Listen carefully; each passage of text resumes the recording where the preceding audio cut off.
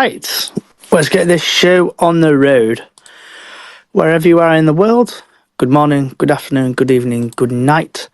Welcome to the Bradford City vs Man City Under-21s pre-match chat, and basically any other Bradford City related stuff.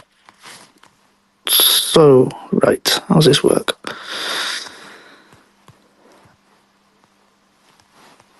Right, you've requested. So, let's see if... welcome Diane, if I'm pronouncing your name correctly. And if you want to say anything, get off your chest. Oops, connecting.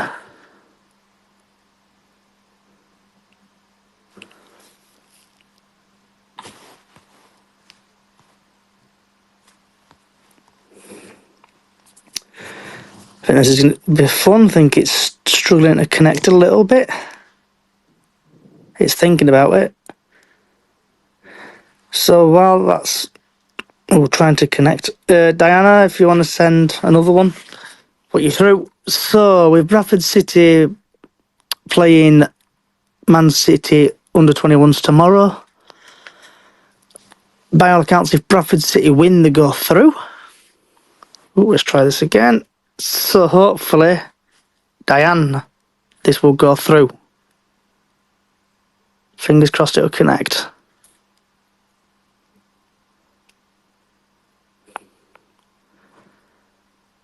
It's thinking about it.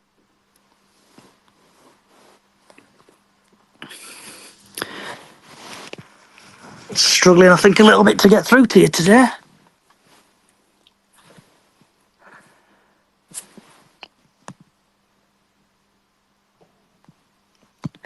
So we've got a few familiar faces in. We've got Stan and Diane and Jamie. And what's your thoughts on the game at Mr. Stan? Tomorrow,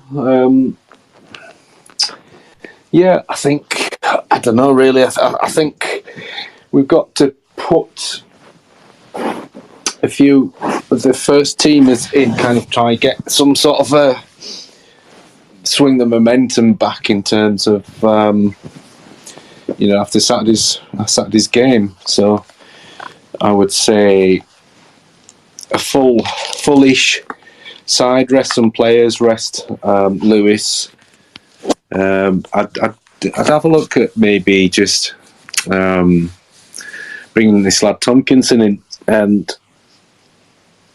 just kind of trying something different. I think some people need dropping, and some people maybe just need sort of resting or wrapping up in cotton wool. What's your thoughts, everyone? I think we're having our Diana's trying to join, but she's struggling to get through today. So I don't know if it's my end or her end. Yeah, I was struggling to hear you yesterday on the League 2606. Yeah, we struggled. Here we go. I think it might be going through. I've invited you, Diana. Is it gone through? Try to invite you again.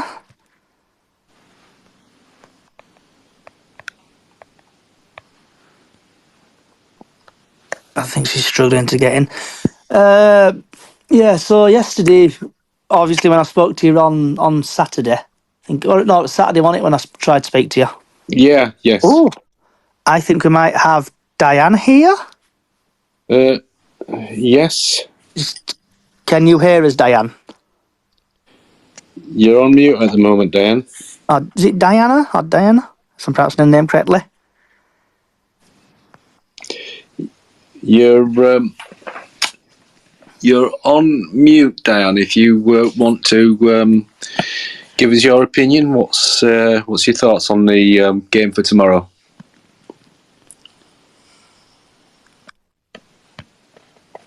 I think, yeah. Is she getting through? I don't know. I'll just message her. She's as a speaker, but she's got like the mic on mute. So I'll just quick. She's liked it, so she must be. Diane, if you can hear me, you have to unmute yourself, love. There'll be a microphone icon probably at the bottom of your screen.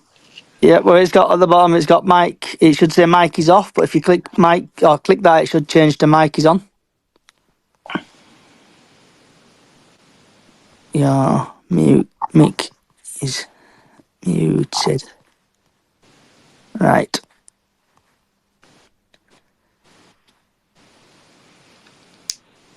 Right, well, she sorts it out, Stan. So back to your question you asked me before. I hope we play a full strength team tomorrow, because if we win, we go through. Right. Okay. I think, yeah. From my point of view, is just basically whether they're cup games or not. Is player either a near full strength in terms of Saturday from Saturday, maybe with the odd change, because obviously you just need to get into the habit of winning again. And so, yes, there's a part of probably most fans that is not too bothered for this competition, but at the same time, it's kind of like a chance for fringe players to get some game time. That's one thing that Parky was good at, was bringing in the odd player in for certain games to kind of get them up to match speed. And so, if you're kind of expecting fringe players to come in cold and suddenly have form, that is obviously isn't going to help. So I'd like to see, I'd say like a 3/4 sort of full first team and 2 or 3 sort of fringe players come in. But yeah, getting a win would be good for morale, I think, as well. So looking at the Northern Group F, we're in. Barnsley at top. They've played 2, won 2. Got 6 points. Bradford have played 1, won 1, 3 points. Man City Academy have played 2, drawn 1, lost 1. And then the Grimsby are at the bottom, and Grimsby are now knocked out. So they can't go any further through the proceed. Oh, again. Sorry, Johnny. Grimsby playing. Who are Grimsby playing tonight? And have they played? Is it just our fixture tonight, or are there any others in the group? So Grimsby don't play now. They're knocked out completely. Right. Okay. So Diana, you should be able to hear us now and speak. I can finally. Hooray! We're through. Yeah, I've had to go on my phone. Oh, welcome, Diana. Diane, Thank you. Thank So you. what's your thoughts on the game tomorrow, and are you going tomorrow? Of course, I'm going tomorrow.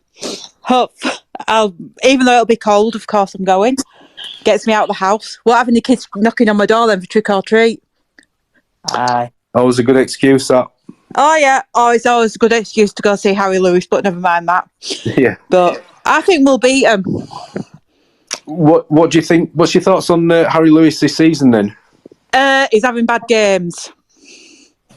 And what do you think is the reason for that? I don't know. Literally, I just don't know what the reason is for him, because he does have his good games, he has his bad games. Yeah, I mean, he had a phenomenal season last season. Do you think it's a case of, because really last season were his full first season, and obviously he's not a sort of teenager anymore. Do you think it's a case of a hangover from last year, or do you think it's one of these things that, especially when players play the first season, then they find it difficult in the second season because obviously things don't go the way? What do you think? What do you think it could be? I think it's because he had a good season last season. He thought he had to carry on, but he'll get there. He'll keep it. I love it when he keeps his clean sheets, because you always get his smile. Yes. I mean, he's a brilliant keeper, so I've no problem with him. Do you think over the summer, do you think that the change in personnel or that might have just, before the defence settled down, might have kind of unsettled the whole defensive unit as a whole, or do you think it was just kind of the team kind of getting up to speed, both in fitness and personnel? What do you think? Yeah, I think it is getting up to fitness and personnel, because obviously if you lose some players that you've played where last season and everything, and you've got new players to play where, And I think it might not have helped with all that rumour about Barnsley coming in for him and everything. Do you like it pre-season? Yeah, so the distraction, obviously, and for any kind of player, that must be difficult to kind of get over. But do you think he should play tomorrow, or do you think he should be rested? I'm not 100% sure. If he plays, it'll be good. But he could do with the rest, because obviously we've got Wickham on Saturday as well in FA Cup. So if he rests him, it might be good for him. But then again, who's going to have, if Colin Doyle goes in, who's going to be on the bench? Well, I would imagine Harry Lewis would be on the bench. Yeah. Because obviously Heath Richardson's gone to Park Avenue on loan, hasn't he? So That's right, yeah. Have you got any thoughts, Raj? Tomorrow's game, looking forward to it. It's the game at home. So people call it the pizza competition, but for me, it's about progression. If we win tomorrow, we'll get through to the knockout stage. So looking forward to it. I'll be there, all being well, weather permitted. So thoughts about tomorrow's game. I'd like to see Colin Doyle play tomorrow, because he's only made one appearance since he's come to the club as a coach.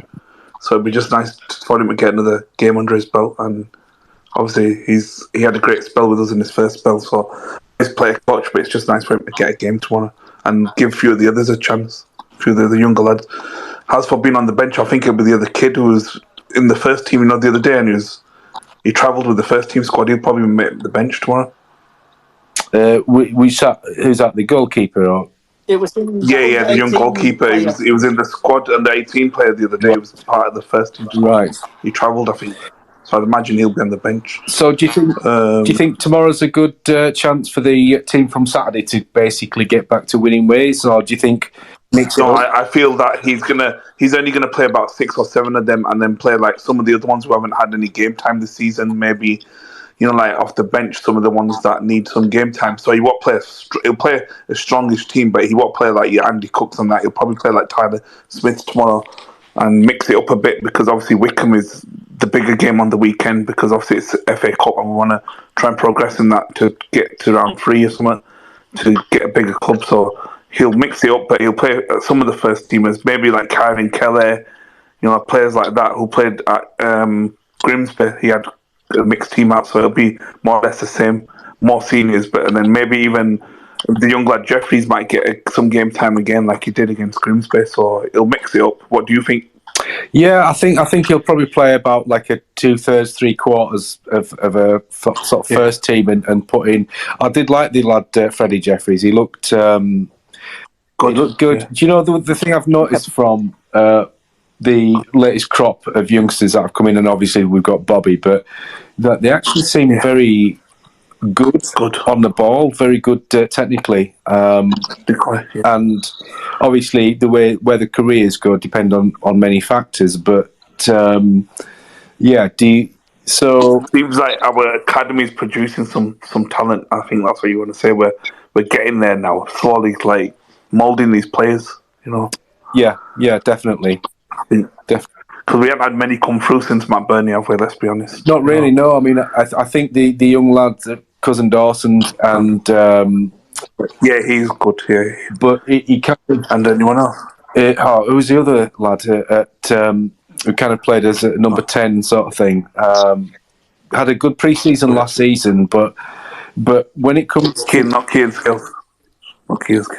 No. Kieran Scales, yeah, that's right, yeah. Yeah, Kieran Scales, he's at Scunny now, Scunthorpe, yeah. He was good. He played during the COVID season, he played a few games here and there, didn't he? He did. Do you think that the current crop, obviously including Bobby and the Freddie, are actually better players? Definitely. They've improved a lot. You can see that. Also, I know Clayton Donaldson, he's my friend. I've known him, grown up with him. And he said we've got another young lad called Isaac Robinson on loan at Farsley, and he's very talented as well. He's another one to look out for the future, currently on loan at Farsley. That sounds good. So it sounds like, obviously, Bobby's loan spells last season at, was it Brighouse? And did he go to then Ossett or something like that? I can't remember. Yeah, Ossett. It was Ossett. Because I think they pulled him out. They've moulded him, haven't they? The what, sorry? They've moulded him into more of a man, and he's now playing with great confidence, and them loan spells have done him the world of good. That's why he is, the player he is today. That's right. I think the first loan he wasn't getting any game time, so they moved him to Osset, I think it was, and that's where he excelled because he actually got a lot more game time. And did you see his interview about the boxing, how that kind of moulded his playing? I've seen some snippets of it, but I didn't listen to it. Normally I do listen to the press conferences and stuff, before the game, but I was a bit busy. But I've seen that he could have gone boxing. That's right, yeah. So I mean, something like boxing is fantastic for young men or for young women, young girls. It's probably more easier to make it in the boxing game than the professional football game. Well, I think it instills such discipline, any kind of martial art, etc. It kind of adds that discipline. And Stanislas, if I'm right, is Bobby Poynton out of contract at the end of the season as it stands? I've heard that, yeah. I've heard that. Yes, he only signed a 1-year deal, so they need to sort out this new contract. Yeah, I think they need to do that. From what I know, they haven't put anything else on the table. They only give him a 1 year in the summer. Yeah, I would imagine. So they better get that sorted because don't be surprised if clubs are looking at him in League 2, League 1. Yeah. He's had a good start to the season as well. And I could tell with Bobby Poynton, I went to Bury away game. It was Bury's first game back at Gig Lane in 4 years, which was nice to see after another traditional club. And when Bobby come on in that game, he got an assist and he was playing very well. And you could see in the warm-up and the hunger. And then after that game, I thought this guy's going to be part of the 18-man squad. Not only has he become part of the 18-man squad, he's become a first-team regular, and it's amazing progression. And to see a kid from the age of 5 supporting the club that he's loved, and now he's playing for me as a fan, that's a dream come true. Being a Bradford fan for over 25 years, to see a lad like that and the passion and the desire and the hunger, and long may it continue. And I love the guy. He's brilliant. It's amazing to see, and you cannot help but love the guy because he's such a nice kid, humble kid, very very humble, very hardworking. That credit to himself and his parents and his family and the people around him. I actually remember seeing Bobby Poynton come on. I think it was either 2 or 3 seasons ago in this cup. Okay. And I can't remember who it was against. He was one of the Premier League sides, and he put a maybe 10-15 minute cameo, and you kind of thought, oh yeah, this lad, he can say something, and I think he kind of, if I remember correctly, he sort of made a swing for a ball and missed, but everybody just loved his enthusiasm, and it's great to see somebody like that come through. And when he wears a shirt, he's going to give 150%, not only 100%. Well, and that's what raises the fans. It gets us off our seats. I've said this. I've said for a little while, but I'll kind of say it for those who haven't heard it. Bobby is the only person allowed to badge kiss a badge, because when players do that, I mean, some may be genuine, but I do feel it's a little kind of OTT. Well, it's kind of like, but then in the next transfer window they're out. But I think Bobby's a genuine City fan, so he's the only one who's allowed to kiss the badge. For me, I mean, it's a silly little point, really. But so with regards to that, and I'll open this up to Diane as well, Raj and Diane, in terms of. What do you think then for Saturday? How do you think we're likely to have anyone in place, or has been suggested in the rumour mill that perhaps the kind of maybe there's a takeover going on, because there's been absolute silence from the club. When did Matt Hughes leave? What day was it? Do you remember? I can't remember. It was 3rd of October. It was 4th of October. Yeah. So we're 4 weeks in, Diane, now, basically. Yeah. There's a lot of rumours being going about with this Dean Holden. Is there any truth in that? You guys, anything know what I've known? I've tried to do more reading. I've heard that, Dean Holden. Rumours of... I'm not an in-the-know person, so I'm going off the same as you guys. There's rumours I can't put teeth back in. Rumours of him going somewhere else, apparently. Bristol Rovers have been linked with him today as well, Johnny. Yeah, I saw that on social media earlier. I think there's a lot of it's down to their agents that are basically talking their clients into a job. Dean Holden, obviously, I remember I've watched football over 30 years and I know my football. Dean Holden was a good player at Oldham as a captain. I remember him being a right back. He played against City a few times in the Windass days. And then obviously he got a coaching opportunity at Bristol City recently and Charlton, and I think he's been an assistant at Stoke. So he's got a decent record, but he's ended up getting sacked by all three clubs. But he isn't a bad manager from what I've been told. But whoever does come in, we just need to get behind him, whether it's Dean Holden, David Artell's name's been bandied about again today, the guy who's at Crewe. So I don't know. And then the Cowley brothers. If you guys had a choice right now, Diana, including yourself, would you have anyone in particular you'd love to have at the club if you had a choice, Diane? I'm not quite sure. It's just somebody that you need somebody. But like we've heard that it's the rumours are Dean Holden, but I've been getting at work, you're getting the Cowley brothers in. I went, I don't know. Yeah. And what, you, Stanislas, is anything you've heard about the Cowley brothers? I haven't heard anything. I think, it's kind of, again, I've said this recently, I don't really know who I'm fussed for, because ultimately, a lot of these managers are out of work. They've got sacked from somewhere. Now, at a certain point in a managerial tenure, results start to go or whatever, and they get sacked over a period. And there's various reasons as to why this happens. And we've tried. We've tried basically people with a track record of getting us out of this division. We've tried, with the Sellers and Truman and Sellers, and we've tried experience as well. Yeah, exactly. So for me, it's less about that. It's about the squad of players we've put together, and his squad for me is good enough to get out of this division. 100%. But just needs to gel.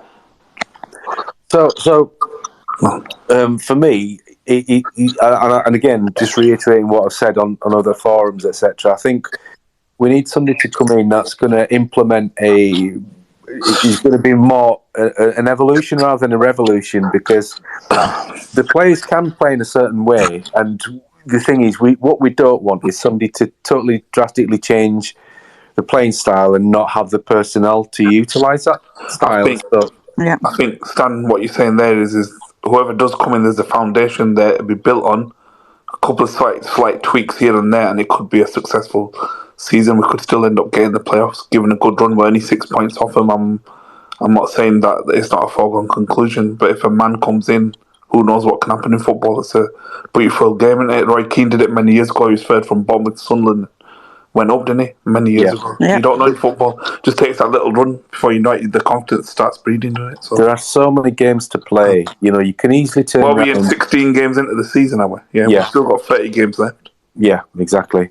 No one's running away with it. Stockport look okay so far. Yeah, they're doing well, but no one else apart from that is really running away with it. Apart from Stockport are running away a little bit, but not too much. But yeah, it's anybody's league at the moment.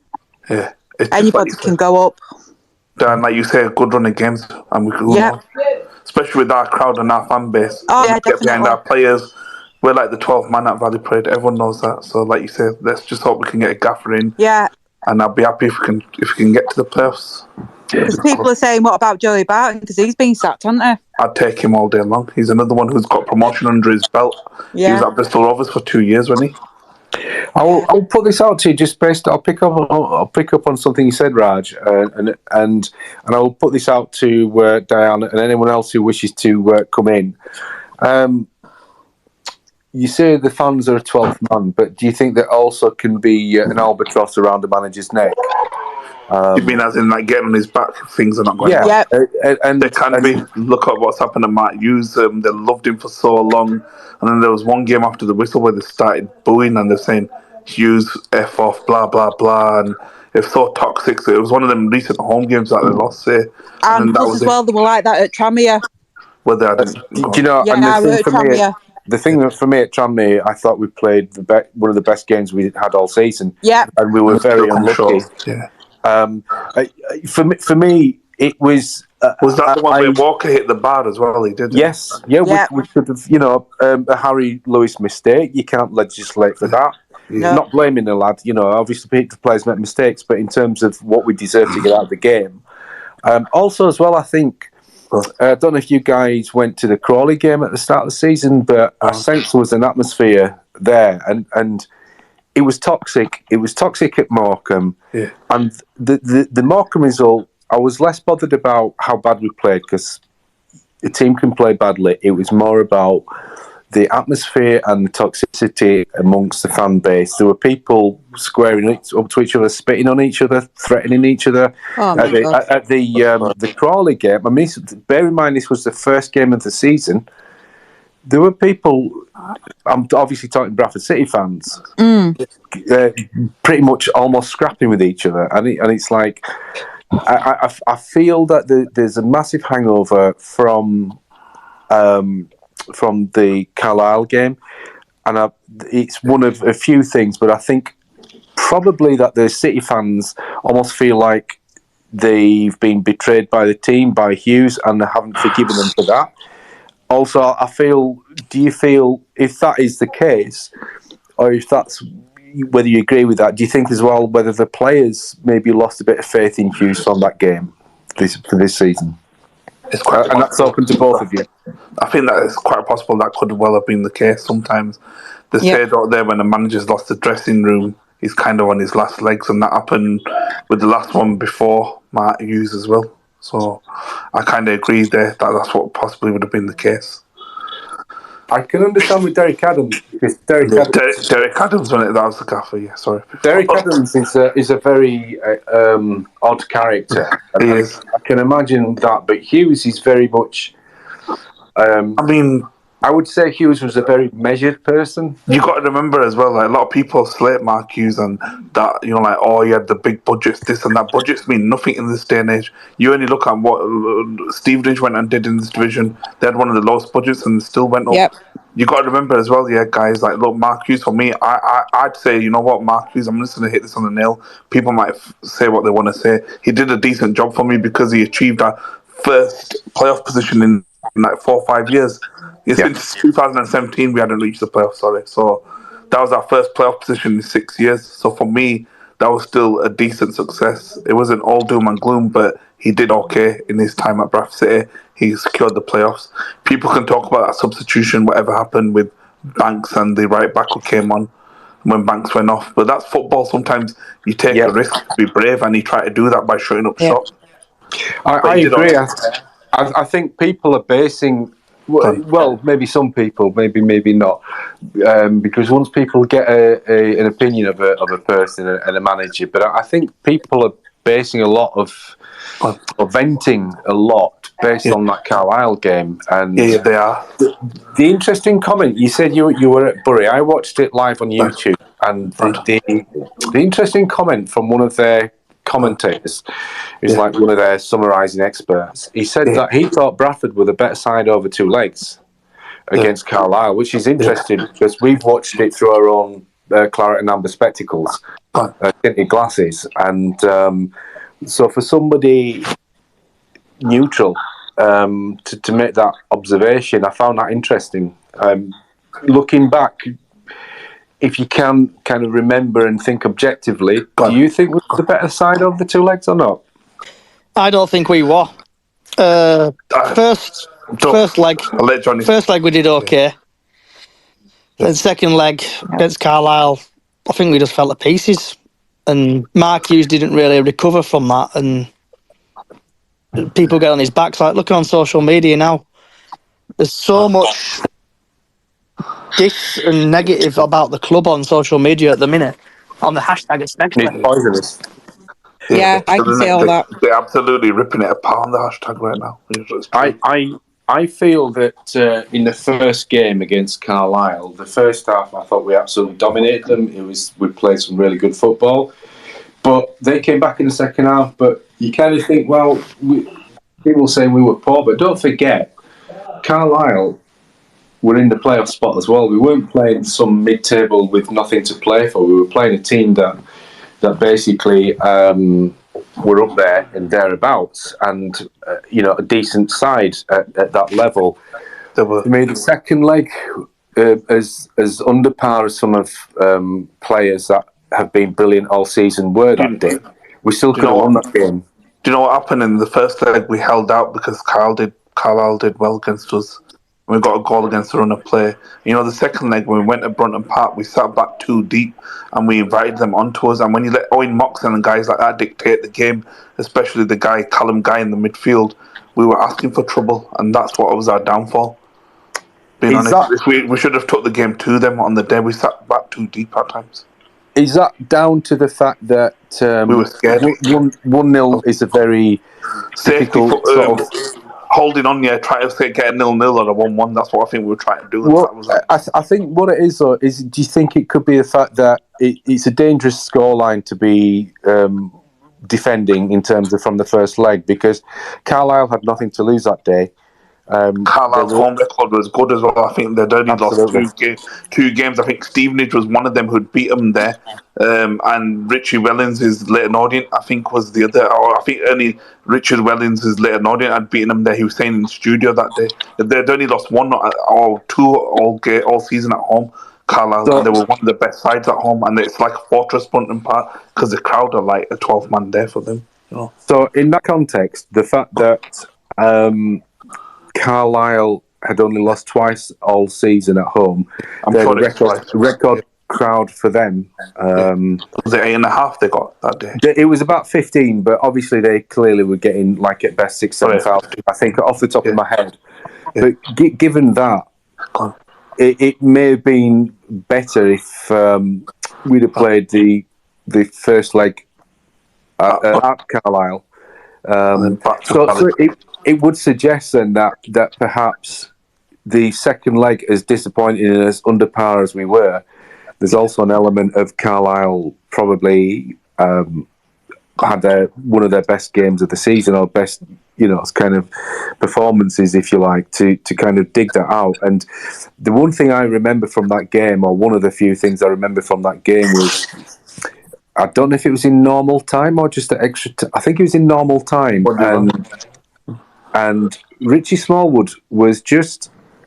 He got the ball and squared it. He squared it and knocked it over to nobody, and kind of in the opposite way kind of thing. Yeah. Well, in the opposite way to Tony McMahon at Wembley, maybe he should have actually had a shot. Have you got your thoughts on this, Callie, or anything, Carlisle game? I just don't think we were up for it that day. We were for the first leg, and you could tell the difference. Even in the crowd, you could tell the difference. Oh, shit.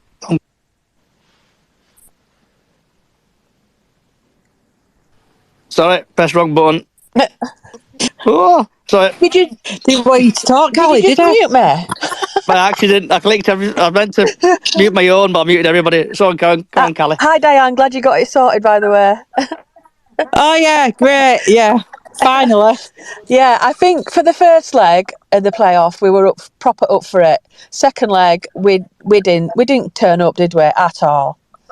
And even in the crowd, you could sense it wasn't right. I mean, I were there that day, and you just sensed it wasn't our day.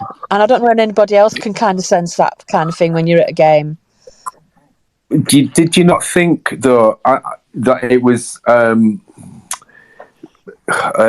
natural nervousness because you've only got a 1-0 lead? Because I remember seeing a couple of people that I knew in the at the tea bar or whatever before the game, and I was calm, and I think he was calm as well, and I think that the team were calm. I think that they felt like there was a calmness from the camp that week, and yeah, the Carlisle manager, I can't remember, but he was doing all the interviews, and he was kind of motivating or giving motivational interviews kind of thing. So maybe not so much they were up for it or we weren't up for it. I think perhaps we were too maybe just nerves got the better of us on the day. Yeah, but we didn't go in from what I remember of that game, we didn't really go in guns blazing, did we? We didn't, even though we had a 1-0 lead, we didn't go in fully attacking the game. That's what I remember anyway. I don't think we did. So Alex is commented saying we set up too defensively. Yeah, we sat back. But we always do, don't we? With one goal, we don't ever seem to have a big goal lead as such, do we? And we get scared, don't we, as Bradford City fans, if we're only 1-0 up. We don't feel comfortable, do we? Ever. That's true. I think way. that's the point I was making, though. It's a very dangerous scoreline to be only Yeah. 1-0 up. And if we'd have been, mind you, if we'd have been Peterborough, you just think of Peterborough, though, they were 4-0 up. Oh, yeah, true. I think it's a difficult scoreline, or any game where there's just the one goal in it, because you've not got enough daylight between yourself and the other team. And I think there was probably an element of nerves on our part, perhaps. Yeah. I agree with that. As Raj said, the manager makes mistakes, in terms of because you look at that and he brought Platt on, but if Harry Lewis doesn't make that error when the ball goes up and he's expecting to just catch it instead of either staying on his line or just actually coming towards the player who scored, then it goes to penalties. So That's what I think Mark Hughes wanted, penalties. I think it's fine margins in terms of That 10-15%. That's all it was. I think Hughes probably did settle for penalties, which I've no problem with people having an opinion and dissecting his choices on the day. I've no problem with that. He got it wrong, I think, in terms of how the match progressed. Does anyone else have an opinion? So we're kind of raking over the coals a little bit on the Carlisle game, but does anyone have an opinion on Do you want to talk about the FA Cup? The FA Cup on Saturday? Go for it. So to everyone, my question is to everyone, Bradford City fans, we've got Wickham at home. What would it mean to you guys? Would you like to progress in the competition, get a bigger club? What's your thoughts on the FA Cup? I hope we win against Wickham and get a bigger team. Draw. Yep. But I think we're going to get nowhere as it stands as a club at the minute, because obviously we've got no manager, and the club, and I've seen a lot on social media, people planning protests and stuff. Yeah, I know. We'll go into that in a bit, but just about FA Cup and stuff, crack on with it. Yeah, why not? Yeah, but to me, you support nice to have another- your club through thick and thin, don't you? Absolutely support them through thick and thin, through the ups and downs. Like a lot of us have. God, I can't even speak. A lot of us. Wait, teeth are falling This out. is what working nights does for you. Yeah, you've got to support them through thick and thin, and that's why 22 or whatever thousand turned up the other day, isn't it?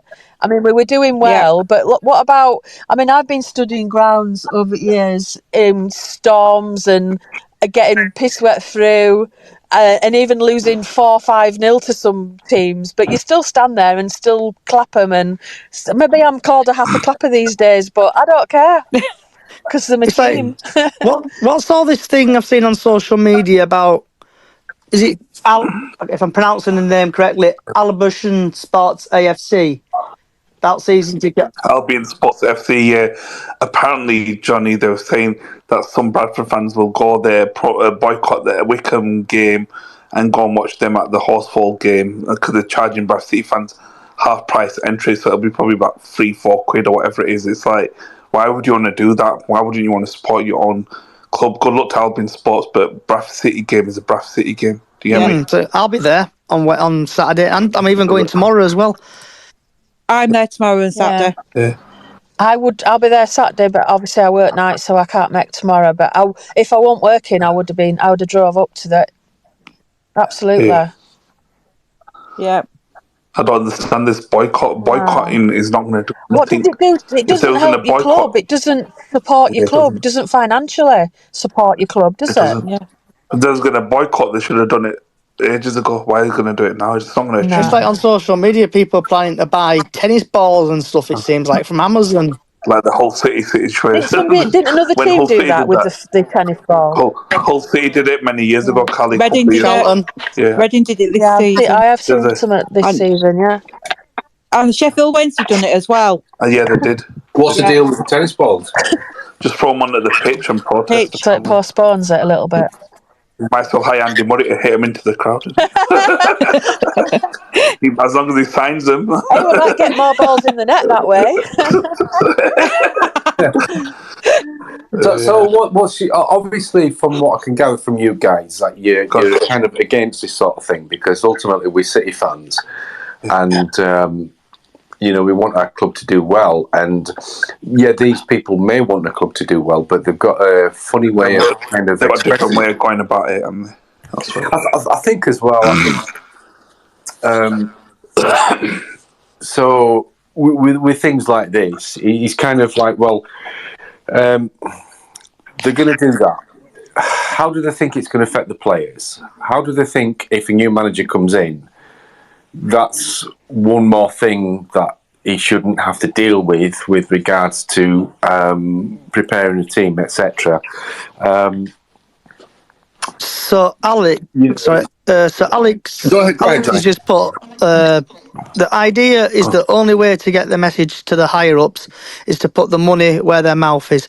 It's not about financial support in your club. It's about not financially supporting Roop. Okay, fair enough. Good opinion. I like that. Okay, but with that, so Rupp has put millions into buying the club. He kind of we've made signings. We've invested. We if Verdane Oliver, sort of like would have come in and it was down, sort of put down as like it's a, I don't know, it was a transfer fee of 300,000. It's a different narrative, and so I also as well. It's, as somebody said on Twitter, it's not a great business model if you're having to rely on an owner to bail the club out when it's clear that a lot of these signings, especially last year and stuff, were made on the back of very good commercial deals, and that the club should, I'm not saying they should rely on it, and I'm not saying that Rupp shouldn't make some kind of investment, but at the same time, you've got to get that balance. And what do the fans want? It's kind of in terms of how do they think there isn't investment. I'm just putting this out there as playing devil's advocate. How do they? I'll actually, a very good example. Last season or the season before, the club's accounts were released, and the club was something like £300,000 down. And do you know what that was? The reason for that was During COVID, was it something to do with that? No, it was sacking Derek Adams. Wow, really? I didn't know that. So That just makes me hate him even more. Well, but at the same time, did people think that sacking Hughes was going to be cost free? That it wasn't going to cost him probably 400,000 or 500,000. They've got to pay his contract out. They've got to pay Glenn Hodges' contract out. So there's a literal cost to these things, and in doing that, we're no further forward. At the moment, we're a rudderless ship, so it's kind of like I think in some respects people kind of make comments as if it's the computer game Championship Manager and you just go buy a player or that things are just simple. Oh, go get a 20 goal a season, man. Well, where do you think you're going to get a 20 goal a season player from? And it's going to cost you a lot of money. Yeah, exactly. And will they want to play for us? Well, exactly. You've got to negotiate. So I think people see these things thinking that they are playing, let's say, a Championship Manager. True, and the way they come out with some of the comments, I think. I mean, I don't know what it takes to run a club, and I'm sure none of us do really. No. What do people on here think about actually buying the fan base, buying our actual club? What do people think about that? I would love to if I had to spare 11 million adding under my bed sheets, but it's with lottery. I would. Do you know what, Diane? I would absolutely buy it. I would. Yeah, Cali win and the lottery, I joint would do. owners. That's it. We should do what Portsmouth did though. Don't know if anyone's seen the documentary on Amazon. Can't remember it is off the top of my head, but it's about Amazon, and they've been under.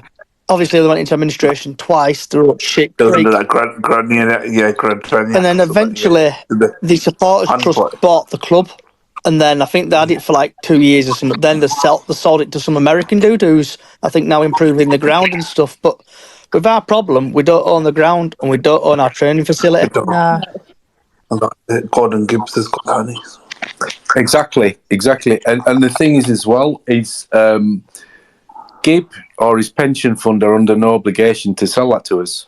They're not. And he's not going to sell it anytime soon. It's like gold dust in terms of profit to him. Do you think?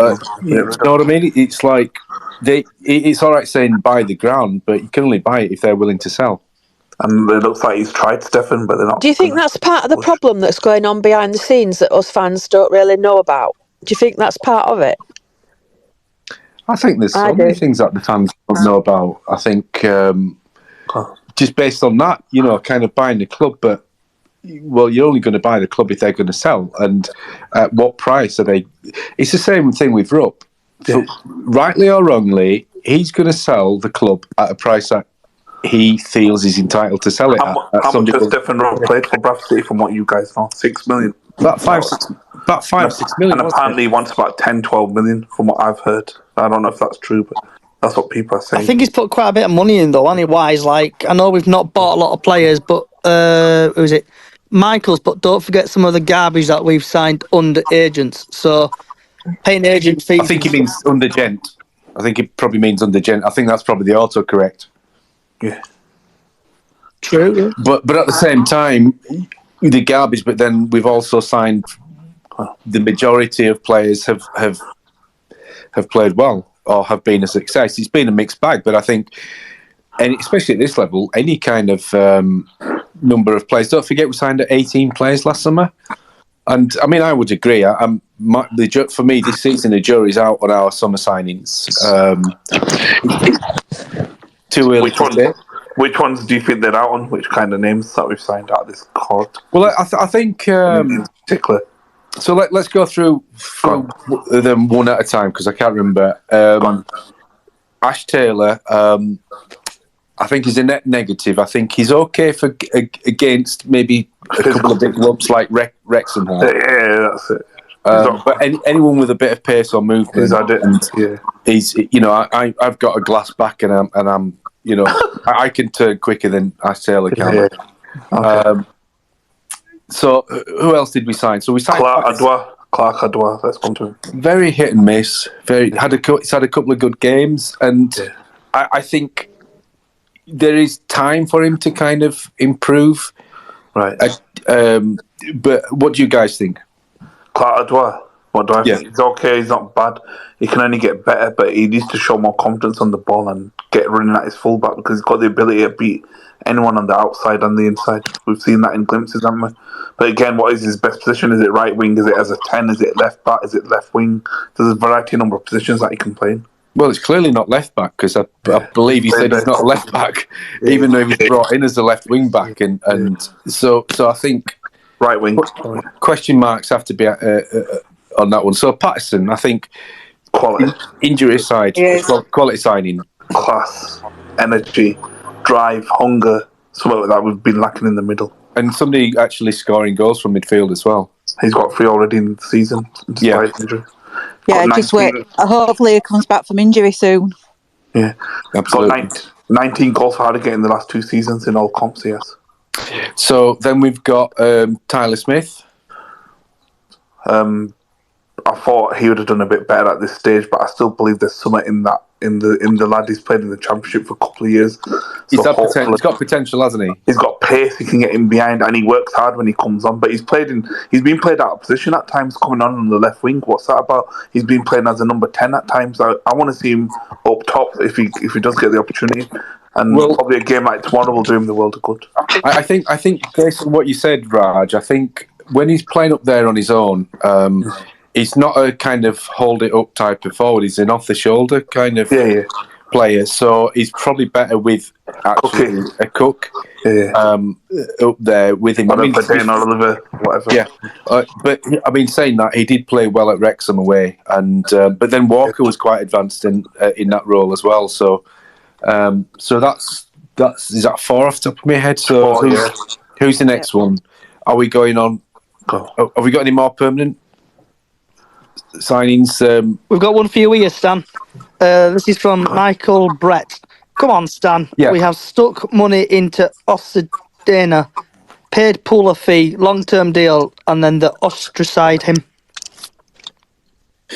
Odysseina, yeah. Yeah, but that's it. So exactly. So we have put money into the side, haven't we? There's been investment. I mean, I don't know what the point you're making, because I don't mean that in a kind of passive aggressive way.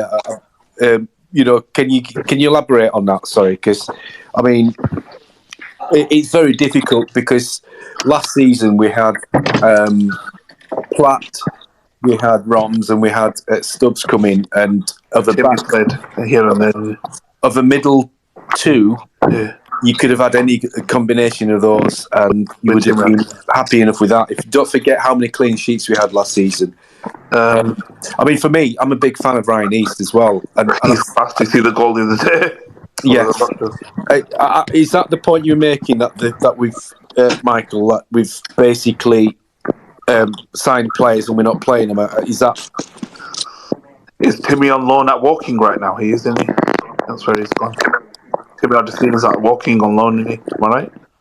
Who's that, sorry? Timmy Odysseina is on loan at Woking, isn't he? Yes, and East is at Rochdale. Rochdale, yeah, on loan with Adam. I would like to see East come back at... well, hopefully January. Bring him back. January, yeah.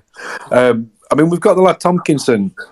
He needs a chance. He hasn't even been given a try. Absolutely. He's got a bit of pace. We're lacking pace at centre back.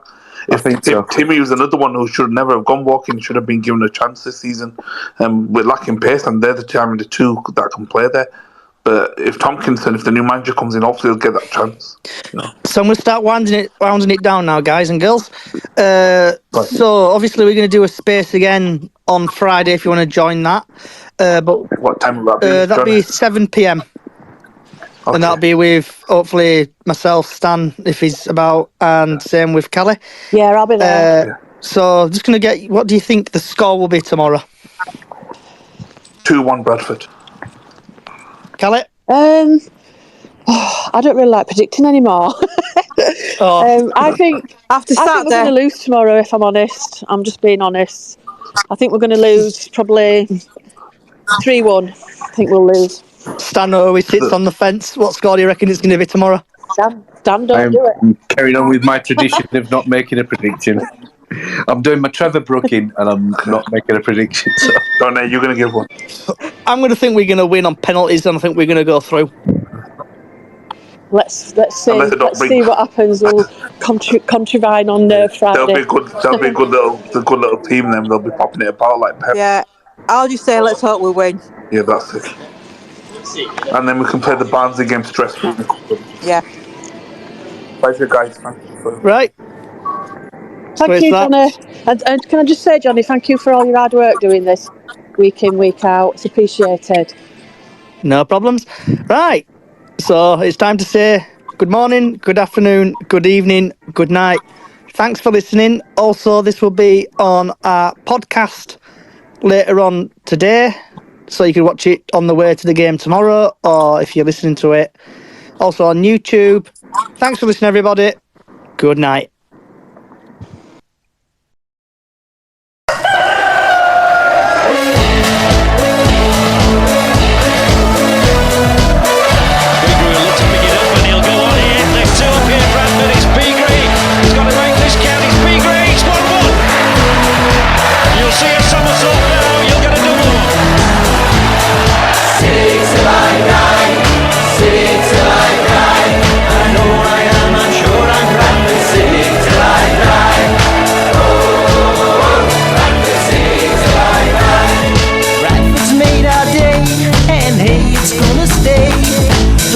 Brought us a glory day.